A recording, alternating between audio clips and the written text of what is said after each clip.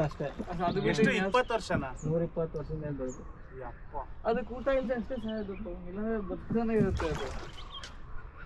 It will not die. 120 years it's in Suman. ಡೈಜೆಕ್ಷನ್ ಆದರೆ 15 days ಒಂದ್ಸಲ, weekly ಒಂದ್ಸಲ 15 days.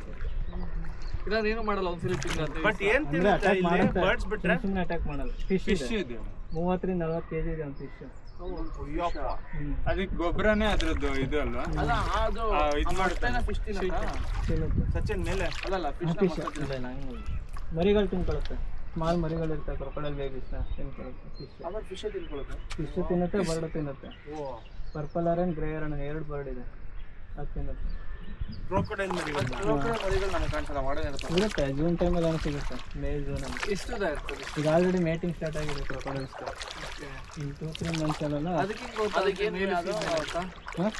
ಅದಕ್ಕೆ ಮೇಲ್ ಫೀಮೇಲ್ ಒಂದಕ್ಕೊಂದು ಅಟ್ರಾಕ್ಷನ್ ಆಗುತ್ತೆ.